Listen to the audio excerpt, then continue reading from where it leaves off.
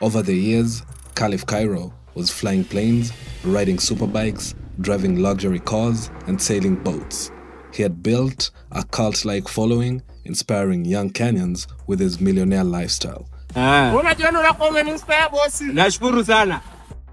Luxury trips and adrenaline-packed hobbies like skydiving and shooting. His brand, Kai and Kairo, was booming, and he even estimated his company to be worth more than $1 billion. I don't know how much that company is worth. Just roughly, Kairo. Roughly. No, I'd probably say of over 1 billion. Amazing. Yeah. Amazing. Billionaire this age. Less than 5 months later, he was broke. Kairo stood outside Milimani law courts, not as a successful businessman, but as a fraud suspect, arrested for soliciting money from a client through false pretenses, just moments after leaving a mansion for another similar case. On January 29, 2025, the self-proclaimed billionaire was doing something he never thought he'd do, asking his followers for financial assistance, claiming unknown forces were out to destroy him. And in addition to this, he had closed all his branches, signaling the imminent collapse of his empire. What really happened? In this episode, we'll delve into the story of Khalif Kairo, exploring how he went from being an inspirational success story to becoming a cautionary tale of pride coming before the fall. Be sure to like the video if you enjoy it and subscribe to the channel for more stories from Kenya. Born in November 1996 in Kawangware, Nairobi, Joseph Kairo Wamboi, better known as Khalif Kairo, was raised in a modest household where financial struggles were a daily reality. His mother operated a small kiosk, scraping together enough to provide for the family. From as early as the age of 10, Kairo ran his mother's shop, exposing him to the world of business at a tender age. Adding to his early impressions was a neighbor, a local car dealer who frequently drove high-end vehicles and enjoyed a comfortable lifestyle. This exposure to flashy cars sparked in young Kairo an enduring passion for automobiles and planted the seed for his future ambitions.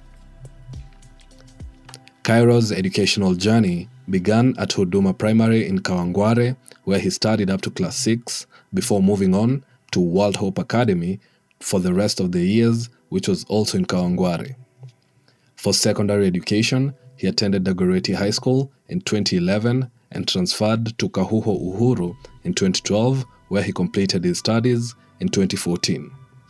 Although he had always admired the different cars of his car-dealing neighbor, it wasn't until he finished high school that he seriously considered pursuing a career in car sales. Kairo reached out for guidance, only to be dismissed due to his youth and lack of credentials. Undeterred, he began hustling around Ngong Road, searching for an opportunity to work as a car salesperson. At just 18, his resilience won him a break when he secured a job at Ocean Cross Valley Arcade. My name is Joseph Kairo. I'm a sales executive at Ocean Cross Autos. We are based in Valley Arcade, Lavington, and you can visit us for a wide variety of mini cars. For 2 formative years, he absorbed every lesson the car world had to offer, from mastering customer interaction and negotiation to understanding pricing strategies. This period served as an informal college, laying the foundation for his future empire. In 2017, Kairo decided to leave his job and venture out on his own. With no cars or a personal showroom or even a company, he turned to the internet, the only platform he had. He created a Facebook page called Khalif Kairo, where he began brokering deals by finding cars and posting them with his markup. He also utilized platforms like OLX, which was then considered reliable and scam-free, to build a following. Although he wasn't selling immediately, the steady stream of inquiries confirmed that he was on to something. A digital showroom at a time when car sales in Kenya were traditionally very informal. His fortunes began to change when he met Jesse and Purity from Urban Drive on Kiambu Road. Jesse introduced him to the world of importing cars, enabling Kairo to connect buyers and sellers locally, but also tap into international markets, broadening his reach considerably. Kairo came to consider the couple as his parents in the car industry, given their invaluable guidance and support. At that point, he rebranded his page to Imports by Kairo, and business started to accelerate.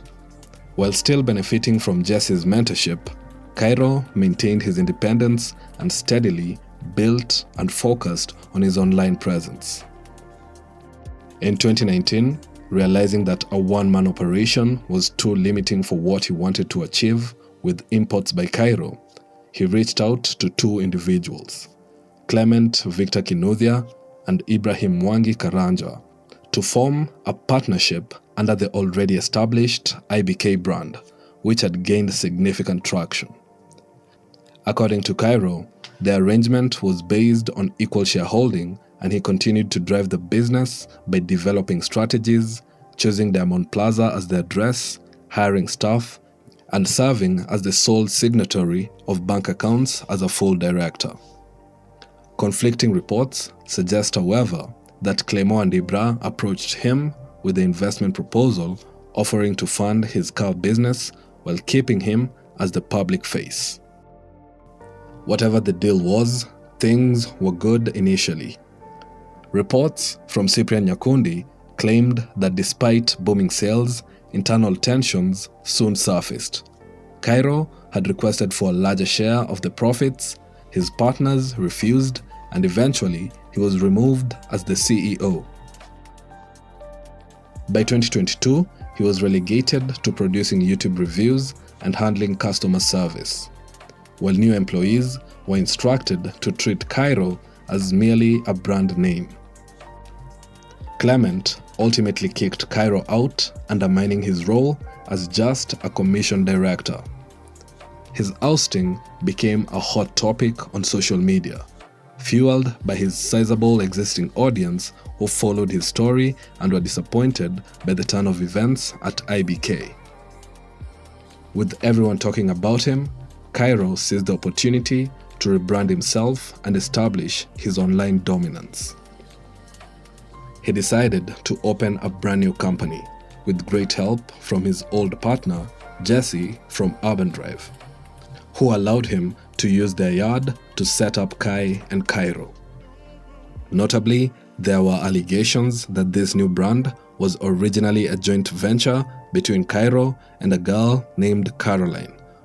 According to some screenshots flying around the internet, Caroline was kicked from the venture, with Kairo taking over her shares. What truly happened, however, remains unclear. After he started the new company, Kai and Kairo, success quickly followed. Nearly all conversations on X centered on this tenacious business upstart who simply could not be quiet. His social media became a showcase for every aspect of his life. We learned about his family down to his son, as well as his business deals, personal routines, hobbies like learning how to fly, weekend escapades, luxurious lifestyle, and even the women he was involved with.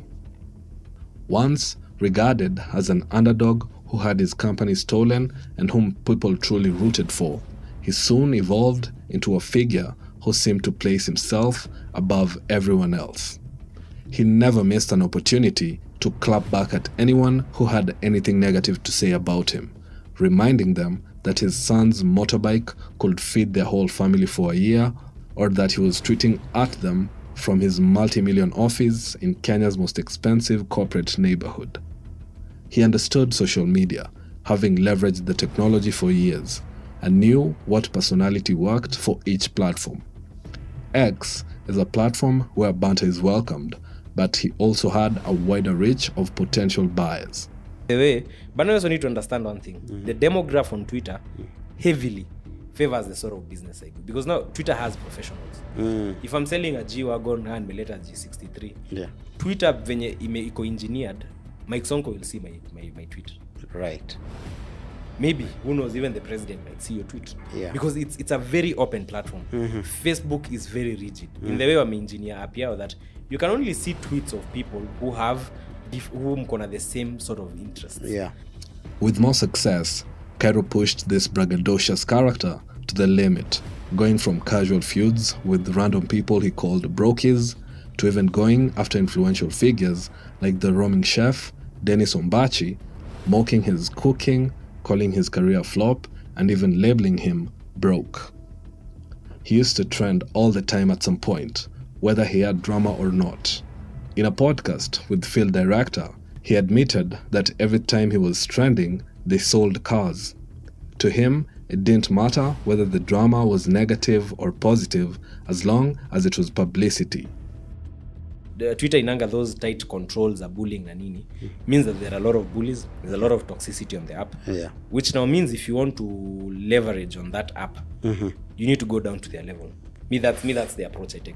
Mostly, this came out through his marketing campaigns, like trying to drive engagement by asking people to write a poem praising his girlfriend, with the best poet literally being awarded a car for winning. Kairo was clearly on a roll. No amount of criticism or even disdain could slow him down.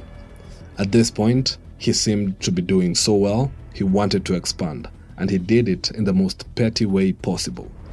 He went and took over the clothes shop at Diamond Plaza, where Imports by Kairo used to be located, reminding the owners that they called him a commission director. We show you inside. So welcome to kaiandkaro.com Diamond Plaza office. Huku kitambo niliitwa commission director, but story for another day. Mungu ameturudisha huku.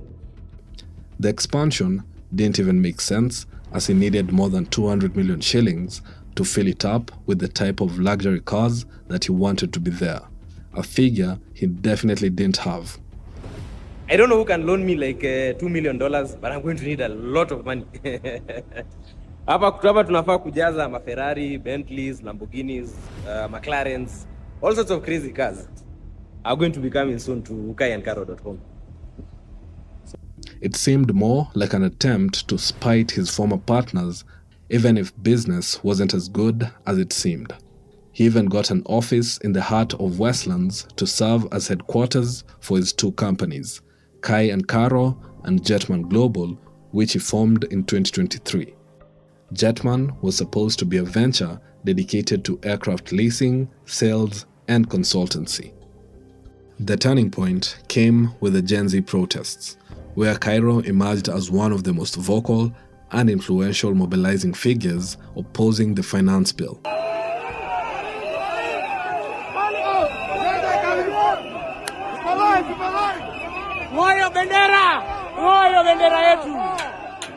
Initially, his stance resonated with the movement, earning him widespread support.